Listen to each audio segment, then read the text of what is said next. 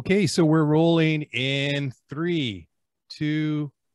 Hello and welcome back to the podcast that is always up to speed with Formula One. Mark Daly, Mark Hamilton, and the host of the TSN Racing Pod, our good friend Tim Hauraney. Boys, how's it going? Yeah, doing good. Thanks very much for having me on, guys. Really appreciate it.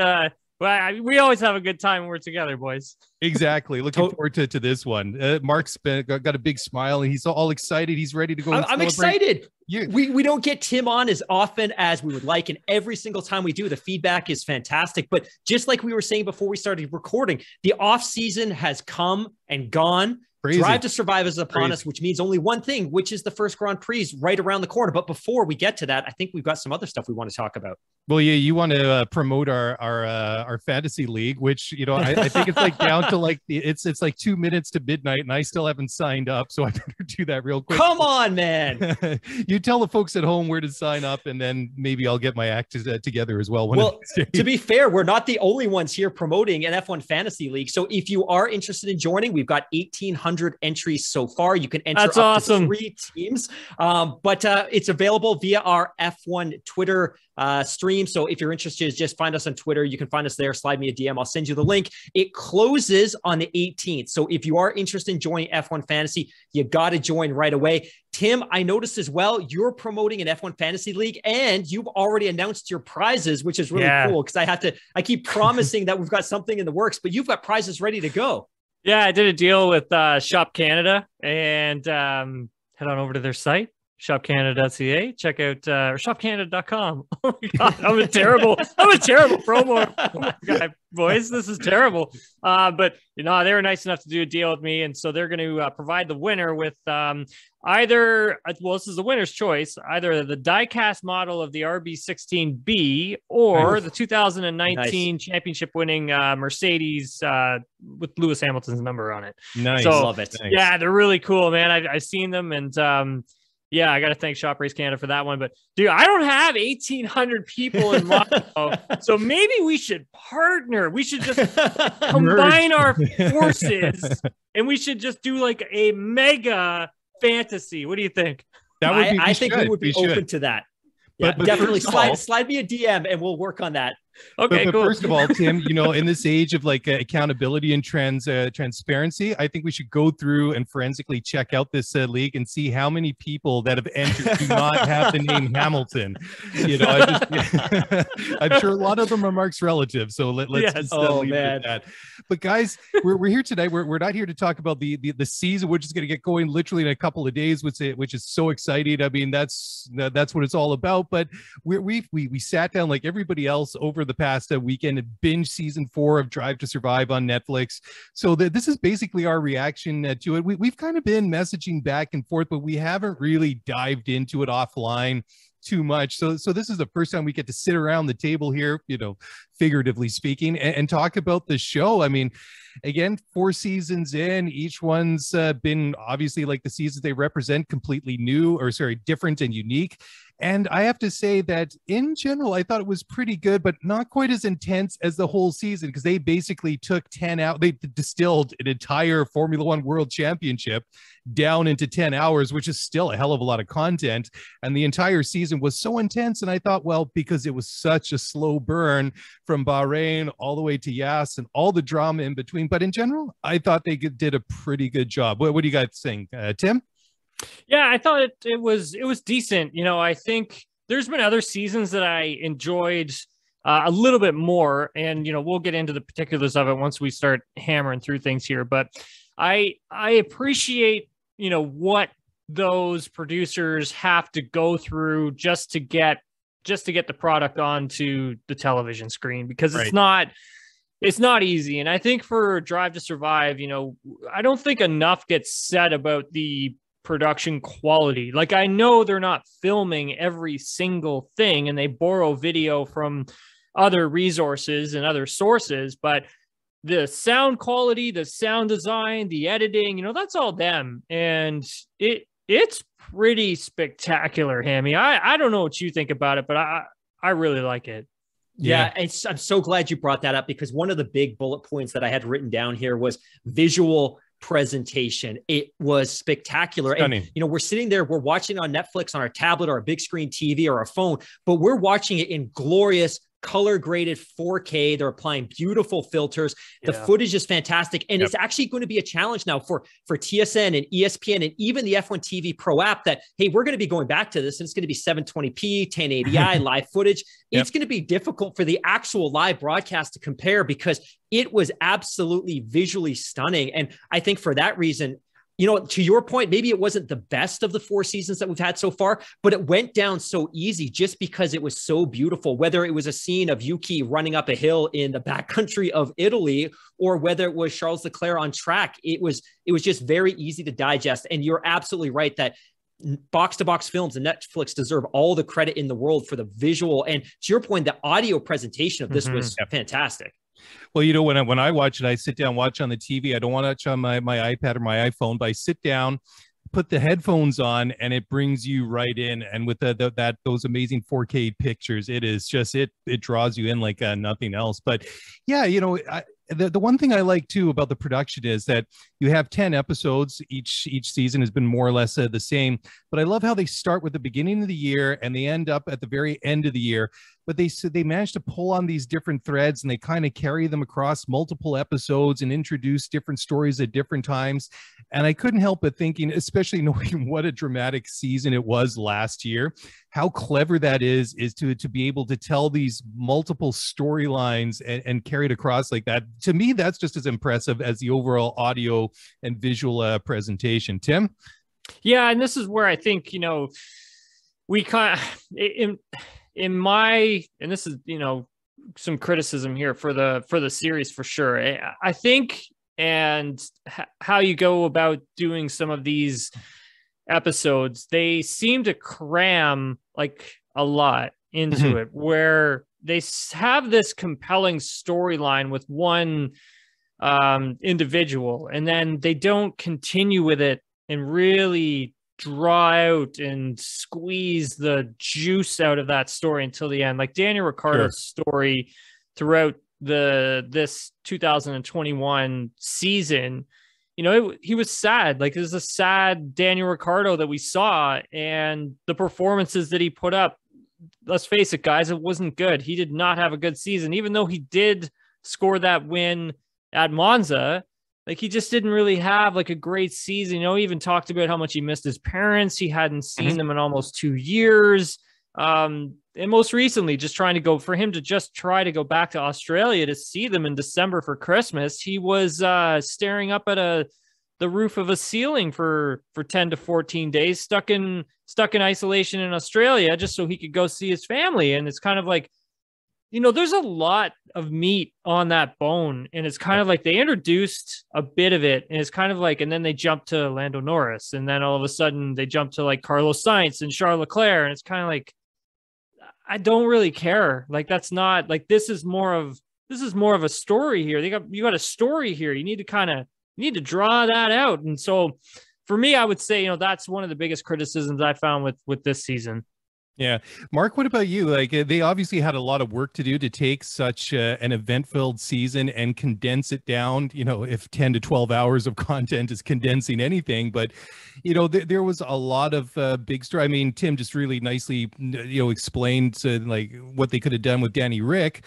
But in general, I mean, they had a lot of work to do to basically summarize that very complex season and all those storylines and keep people engaged and happy when it comes to 2021. What do you think? Did they pull it off? Did they fall short of the mark? Whereabouts do you think this one landed?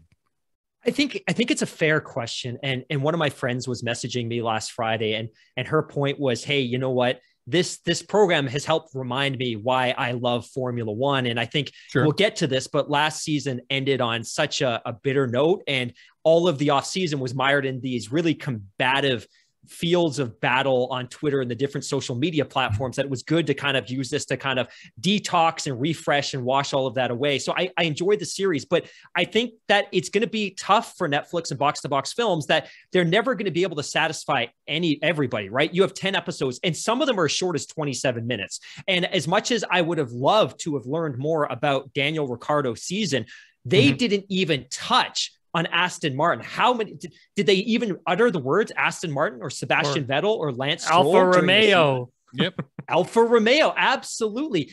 Kimi Räikkönen's last season, there were so many pieces. And again, this isn't necessarily a criticism, but they have a certain amount of time. And I would love for them to release this as a box set with all of the unused footage, because I guarantee you that for every minute of footage they broadcast, they probably had 3 or 4 or 5 minutes of polished footage. And probably the hardest part for them wasn't even going out and shooting this and recording it. It was in the cut-in room when they're making decisions about what stays and what goes. But again, I would love to have seen more of Daniel Ricciardo, but I would love to have them dug into the Aston Martin piece. Like, at what point during the season did Aston Martin decide, hey, 2021's a write-off, we're going to go fully into the 2022. And we saw so much of Lawrence Stroll last season talking about building this big enterprise. I would love to have known what his reaction would have been as this season went off the rails a little bit. In their first year with Sebastian Vettel wasn't great, and Sebastian Vettel lost a podium. Like, there's so many more pieces. Again, it's not a criticism, but you're right. It's a complex season with 10 teams and 20 drivers and 22 races. You're never going to satisfy everybody. Well, this is just a point that, like, so if you go to episode 3, which was called Tipping Point. So you start episode 3, we're at like the Horner's family, right? We're at their house. We're with Christian Horner and his wife and his kids. And then it switches up and it goes to Toto Wolff, right? And you've got his family, you've got Susie Wolff, who's there, who's badass, by the way. Oh, and totally. She's awesome. Yeah. And then you kind of have this great, interesting little, not foreshadowing, but you've got this great little segment where you're showing the two differing personalities between Christian Horner and Toto Wolff, and how they kind of like a certain thing a certain way, where it's like Christian Horner wants them to go around the yachts. Toto Wolff wants them to go through the yachts so he can get there faster, so he can, keep himself on time, where Christian's a little bit different in that sense. And you're kind of like starting to really dig into these two key personalities, and you've got me hooked. And then all of a sudden, here comes Ferrari out of nowhere. And it's like, wait a second. We already talked about Ferrari in the last episode. Ferrari kind of shoehorned their way into that Daniel Ricciardo McLaren story. And now they're shoehorning. Now you're getting that again into this story. And I'm kind of like, it kind of breaks it up for me, where I'm just like, I was kind of digging that vibe with like Christian and Toto and what you were telling me there. And I kind of wanted to learn more and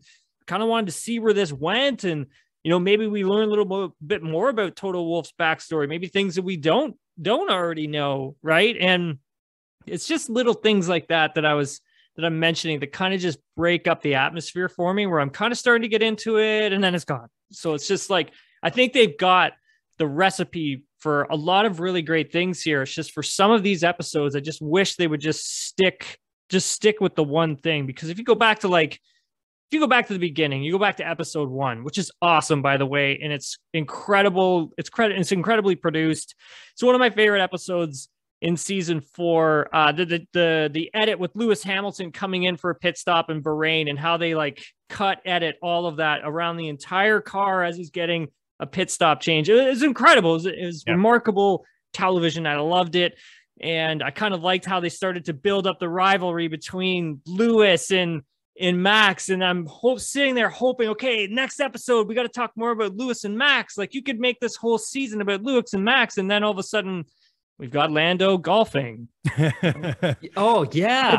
I don't care about Lando golfing, guys. Like, I don't. Like, they didn't even talk about anything when he was on the golf course. I know it's kind of funny the way they sort of like drop some of these things in there, like the moment when Yuki telling his masseur that he has got to go for a poo, and then he comes back and yeah. But I mean, it is kind of. I just want to interject real quick on that comment, because Tim just made a great comment about Susie Wolff. One of our great friends of the show, Vincenzo Landino, actually tweeted this out on March 11th. He said, when you watch Drive to Survive, I want you to fully understand that this woman absolutely steals the show. The best decision was to get her on screen and talking about what's going on from a behind the scenes perspective. Ladies and gentlemen, Susie Wolff, he had a couple screenshots, 5,200 likes on that tweet. So Tim, you absolutely nailed the pulse of the F1 community with that comments about Susie.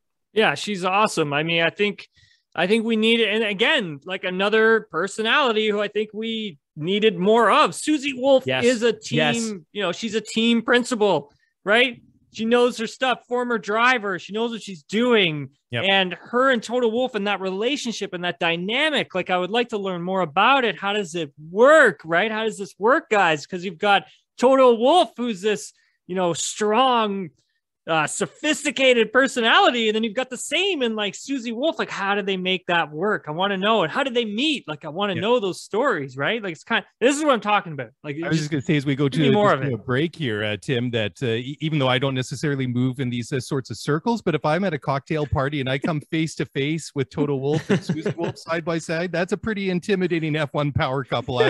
I'll be full disclosure here. I'm probably shaking in my boots, but anyhow, guys. Time for a quick break. We'll be back in just a moment. We'll pick it up on the other side, so don't go away.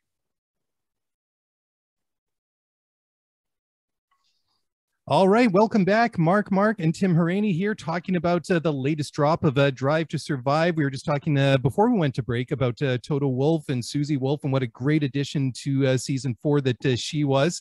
I thought it was also interesting how we saw a lot more of Yuki Tsunoda. Well, not a lot more. We saw a lot of Yuki Tsunoda. He's an interesting personality as well. We saw probably a little bit more of Nikita Mazepin that I really wanted to see. And that has not aged well. That has not aged well. Also, probably Gunther's off-the-cuff remark about Dmitry Mazepin. He's not an oligarch. He's just a fertilizer guy. Oh, that was cringeworthy. As soon as I saw that one, I'm just like, ooh, Gunther probably thinks, completely in a different context 6 months ago, right? But yeah, I mean, it was interesting, some of the different people that they introduced this year. But Tim, you really mentioned it, or was it Mark? I mean, we're just talking about the distinct lack of anything Aston Martin. We had a couple of clips of Seb, maybe a couple of Lance.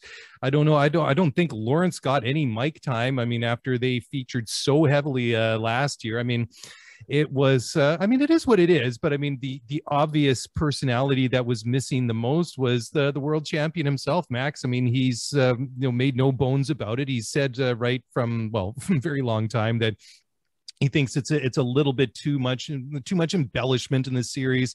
So we were, deprived of those sort of personal insights. But I mean, when they get sort of clips of these drivers, I mean, even like Lewis, it's sort of like here and there, it's 10 seconds, 20 seconds. It's not like Lewis is sitting down and delivering this 15-minute monologue or, this complete, I don't know what you want to call it, dissection of the entire race or something like that. So I think for me, it's a bit of a missed opportunity for Max Verstappen. Hammy, what do you think? Yeah, I'm torn because I would like to think that he has the supporting cast around him that would recognize the opportunity that exists by being a part of this. But ultimately, I don't think it matters to his brand. And you also can't argue with the decision given the fact that he won the Drivers' World Championship. I don't think there's going to be any moment in his life where he's going to sit back and think, I should have participated in that. He's a World Drivers Champion, and he has all the sponsorship money that he can shovel with a gold-plated shovel at this point, right? Like, he's not short on adulation within the fan base. He has an entire country, an entire continent backing him. I kind of get it. Now, I think for the sake of the sport, it would have been nice because I think the byproduct of him not participating meant that we got an awful lot of Christian Horner. We got an awful lot of Christian Horner. And I would love to have cut back on that a little bit and got a little bit more of Max, just like we saw with Toto and Lewis, right? That it was kind of this balanced perspective for Mercedes. We're going to hear a little bit from Lewis. We're going to hear a little bit from Toto. We're going to hear a little bit from Susie. But in the Red Bull world, we didn't hear from Marco, and that's probably a good thing because I don't know that any of us would have necessarily wanted to hear his opinion on this program. But as a byproduct of the fact that Max didn't participate, we got an awful lot of Christian. But I also don't think it matters to his brand. I don't think it matters to his fans. And he's never going to regret it because he won the World Drivers' Championship by being able to focus on his craft. Yeah, I felt like it was just missing him, though. You know what I mean? Like, it just I agree. felt like, I totally agree. It felt like we didn't get sort of his side of the stories. It's just we got Christian Horner's side of the stories. We got lots of those. Got a lot of those, yeah.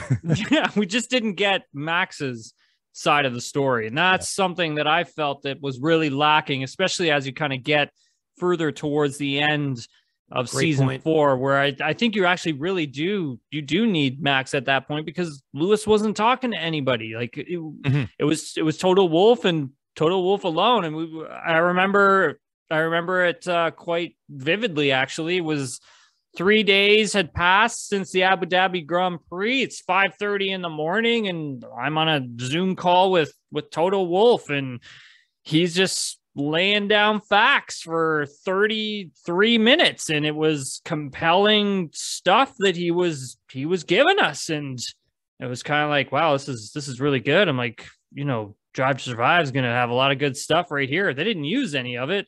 I thought they would have. It was really good stuff.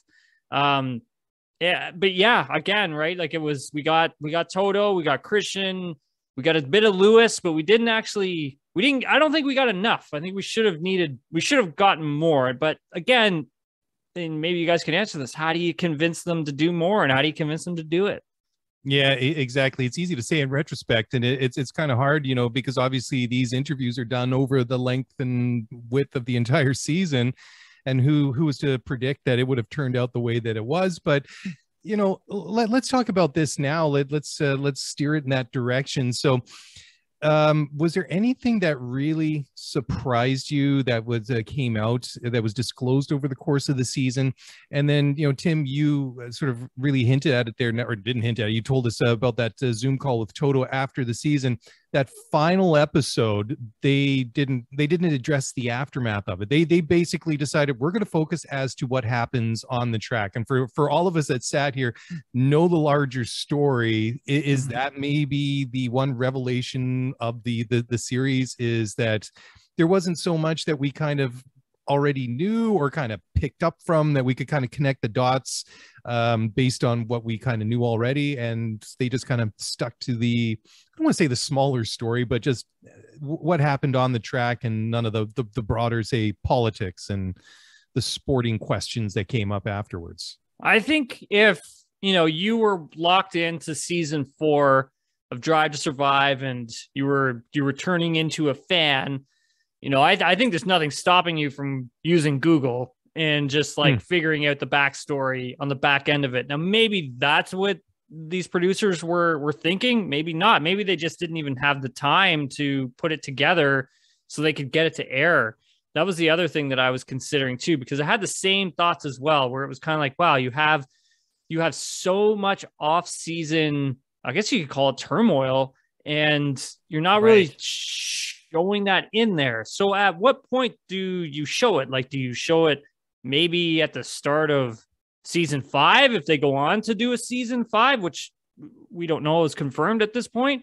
And how do you do it? Like, how do you show it to make it somewhat relevant? But it's such a fine line, because as you guys know, we don't know what these producers were up against to get this finished product to air, right? And we don't also know like the red tape maybe they had to kind of cut through just to get certain things onto the TV, because I feel with season 4, it felt more censorized. I don't know if that's not even a word. It felt very censored in the way. Sanitized. If you go back to like season 1, it was a little more fruitful, right? Like it was kind of spicy, some of the stuff that was in there. And then season 2 was still kind of there. And then season 3, it got watered down a little bit until we got the Roman Grosjean, Sergio Perez episode. Yep. And then after that, coming into this season, I felt like we didn't really get any good stuff. Like the really great stuff that stands out to me the most is the Haas episode, and the Williams episode. Those are 2 of my favorites, because they were just real. Like you actually got a lot of great insight, information. It was great to see Claire Williams again. Yep. It was great to hear from her. Like we didn't even really get to hear from her in season 3 when she sold the team. Like we didn't get that. We got this great insight into like Doralton Capital and when they're talking about their driver lineup for 2022, are they going to have George? Are they not going to have George? Right? Like all that stuff to me was really, really fascinating. And I thought they did a really good job. And then you kind of look at all these other sort of episodes and they just kind of like, well, kind of a little bit of this, a little bit of that. I mean, we don't really, Charles Leclerc is like, there's my old school. And I'm like, that's great. Yeah. I don't know what to tell you. Like, yeah. Yeah, I was glad to see that they did focus more on Williams. I thought that Jos Capito, I guess that's what pronounces it Capito. I think I've been calling Capito, so there you go. Kind of good to hear it from the horse's mouth, so to speak. But it was good to see that, and it was good to see a lot of that historical footage. Although I thought that when they were showing some of like the world champions of Williams, I thought there was a couple of there was one obvious miss. They didn't in that sort of collage or montage. I don't think I recalled seeing a Mansell in there. We saw Rosberg, we saw Piquet, we saw Prost, we saw Senna, although he didn't win the championship, win them. We saw Jacques, we saw Damon, we even saw some Juan Pablo Montoya.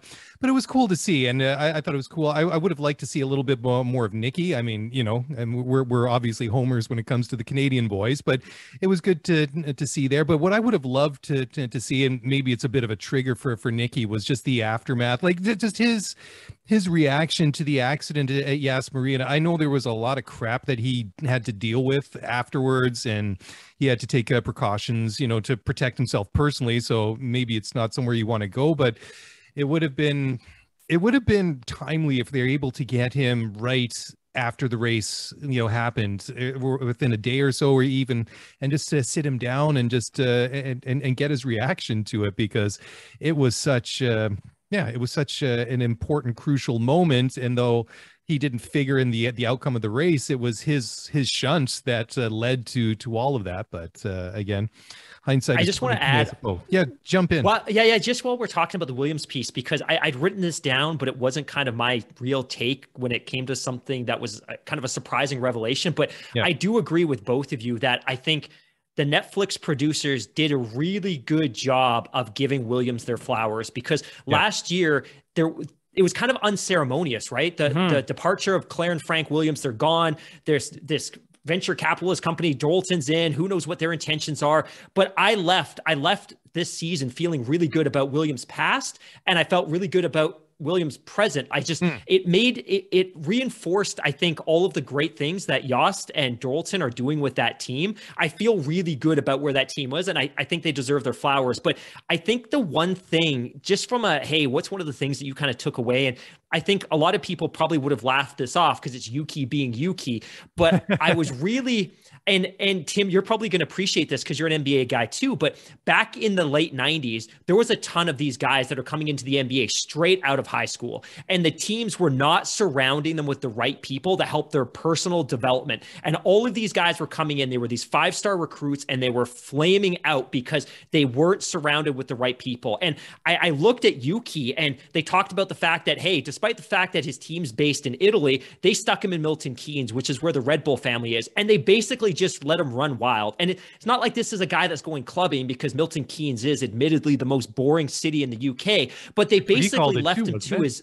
Yeah, they basically left him to his own devices. And there was that interesting moment where you have Christian Horner dictating to Franz, like, hey, he's going to Italy because he's going to the Franz finishing school. The point being, you need to get your thumb on this guy. And then they even showed that revelation of Yuki in Italy fighting and protesting over the fact that he has to exercise. I hate getting up in the morning. I hate exercising. I hate running. And then even some of the language in the card, I wrote this down because I thought it was really honest. There was that moment, to be honest, and I quote, "To be honest, I'm not happy with this car. So unstable. It pisses me off. I hate it." And the frequency that he swore. But I also thought it was interesting as well that they admitted that, hey, this is a guy who grew up in garages around mechanics and engineers, and that's where he learned his English from. But I thought it was interesting that they would reveal so openly and admittedly that Red Bull had mishandled this guy, that they brought him, they parked him right next to the Red Bull factory, had to push him away. But it also spoke to the greater relationship, that uncomfortable relationship between AlphaTauri and Red Bull, that people that are new to the sport pick up on, but the people that I think have been around the sport for a long time take for granted, that there's an uncomfortable marriage between those two teams, and Christian has an uncomfortable amount of control over what's happening at that sister team. Yeah. Very well said, for sure. Very well said. I liked I mean, you make a great point about Yuki and the fitness side of things. And, the thing is that this guy has got to be an incredible talent. And now that he's starting to get himself into shape, right? Because he's competing at the beginning of the year out of shape. Yes. That is bonkers, man. That is absolute bonkers. And so for me, once this guy gets into his peak physical fitness, let me tell you, his performances, I think, are going to be extremely impressive. And he's a great fantasy pickup. Put it that way. He is undervalued in the fantasy league. I agree. There you go. Good hint for the a good reminder for the fantasy league that we're running in for Tim as well. So guys, let's take another quick break. We'll come back in a moment and we'll continue to break down season 4 of Drive to Survive, and we'll do so in just a moment. We'll be right back.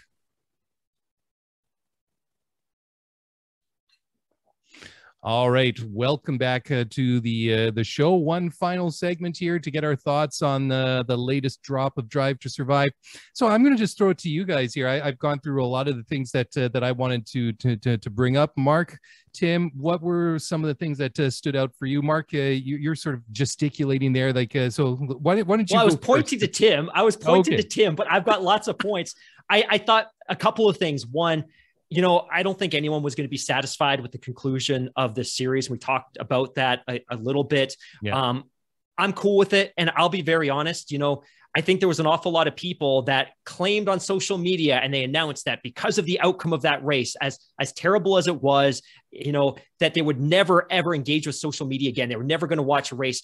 But every single social media engagement metric and all of our metrics for our podcast suggest that interest in Formula One has never been higher. So, You know what? The outcome was unfortunate. It wasn't great. It wasn't manufactured. There was no plan. It was human error in an incredibly stressful moment. And I'm satisfied with the outcome of this series. I don't think it was the obligation or the responsibility of Box to Box Films or Netflix to come up with some sort of narrative that ties all this together and explains what happened in the moment. I think they did a pretty good job. I think maybe the last moment that I would share, which is kind of tied into this though, is there's a moment at the very end, almost immediately after the race is concluded, and Toto's in the garage and he's radioing into Michael Massey. And he's like, you know what, Massey, he's like, and I quote, "You need to reinstate the lap before. That's not right."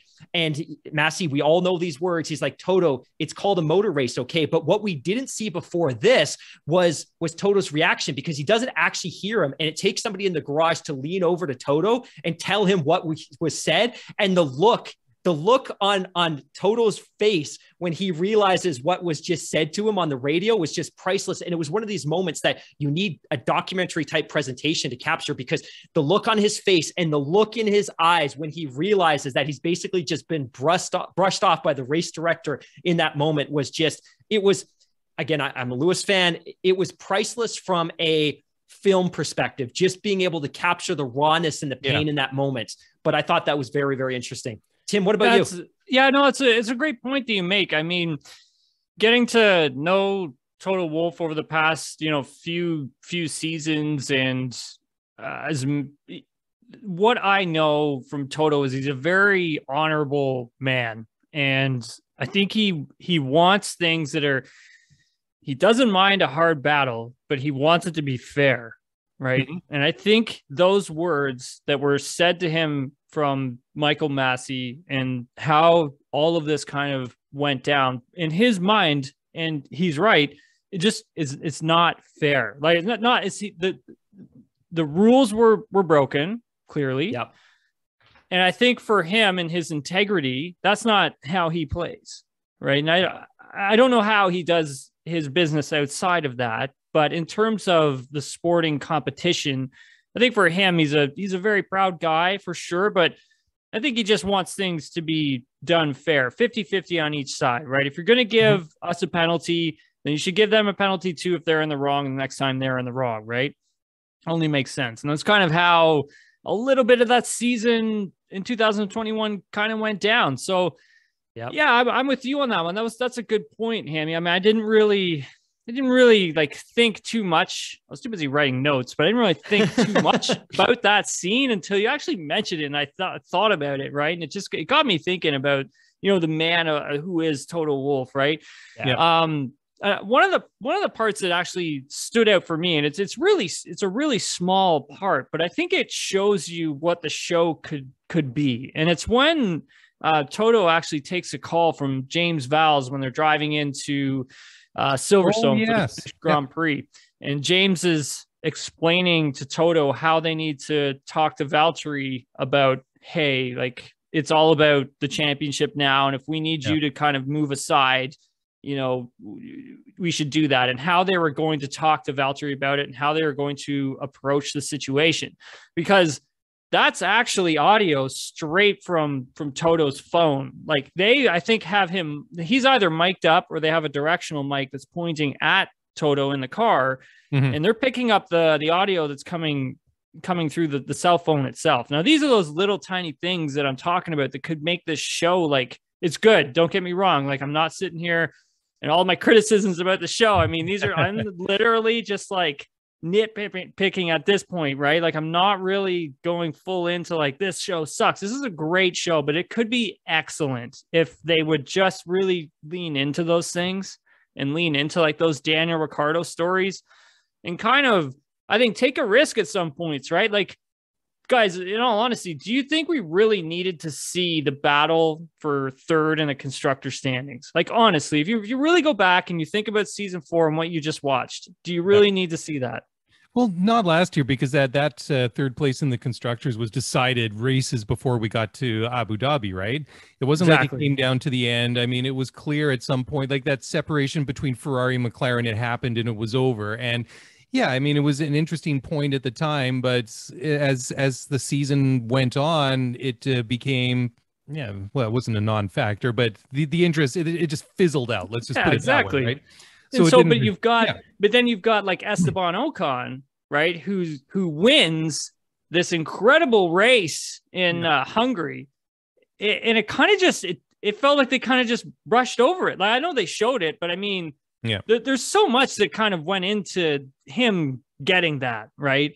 And him getting that seat at Alpine and Renault and then Alpine. Like, you know what I mean? Like, there's so much to his backstory too that I think you kind of need to dredge that up. You gotta get it out. You gotta get it out there so people understand like what this guy's gone through to get to where he is, and he's finally got a win. And it's kind of like, I just feel like there's little things like that were missed opportunities, and that's why I'm always like, this was my favorite episode, or this was my favorite episode. But then when we go to episode 2, I'm like, I don't really need episode 2, right? I just don't, because they didn't stick with the one thing that they had with Daniel Ricciardo.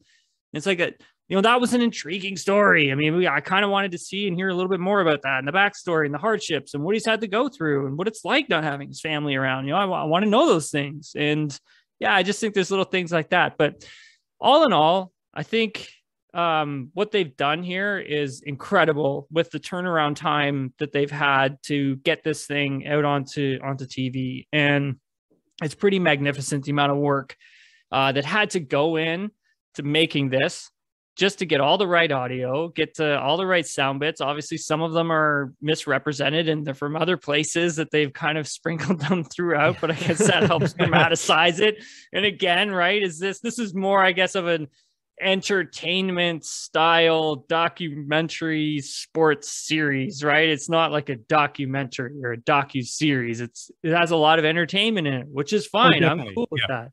I'm really cool with that. And I think like if you're not like a hardcore Formula One or racing fan, you're going to absolutely love Drive to Survive. If you're a hardcore racing fan, you're going to like Drive to Survive. You're not going to love it, but you're going to like it. It's worth your time. That's for sure. Totally. That's what I'll say.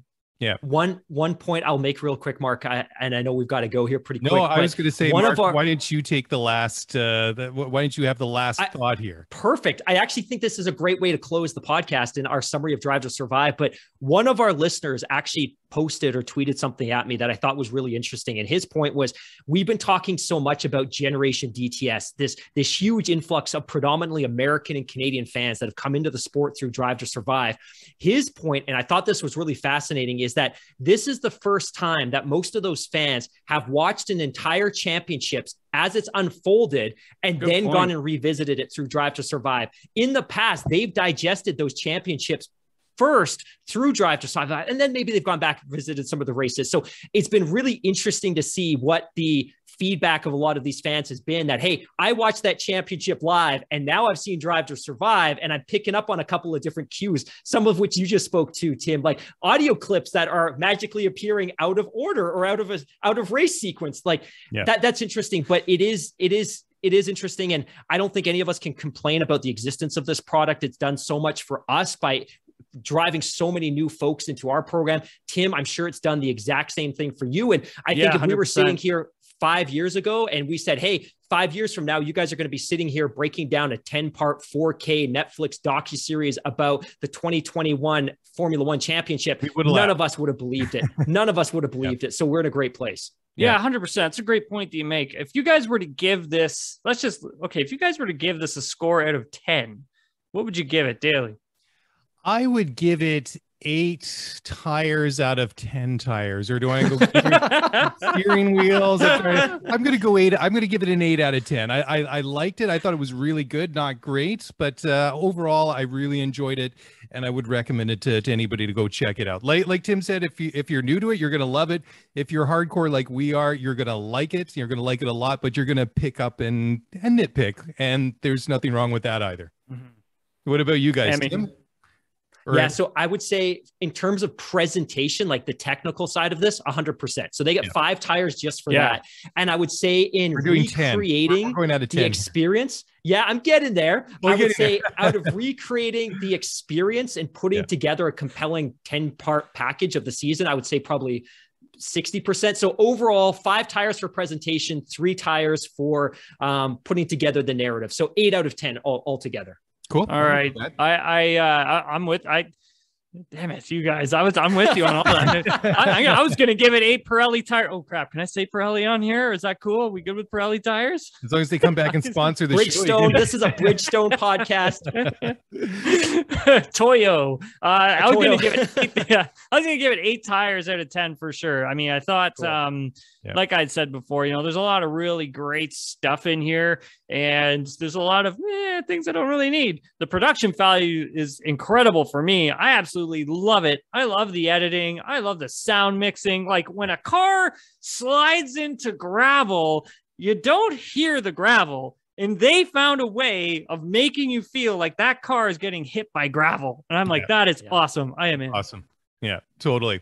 Guys, well, thanks so much for doing this tonight. Before we go, Tim, let everybody that's listening where they can check you out.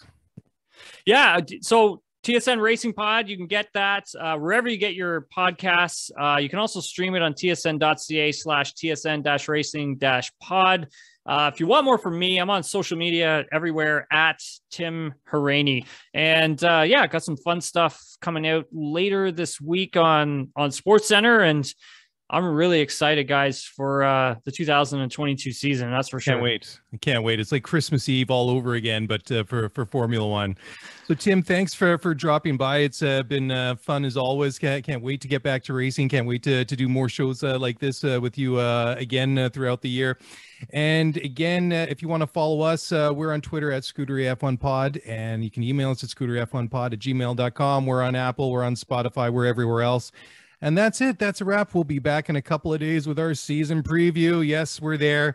Can't wait to get racing. And that's it. That's a wrap from us. Take care. We'll talk to you guys again very, very soon. Bye for now.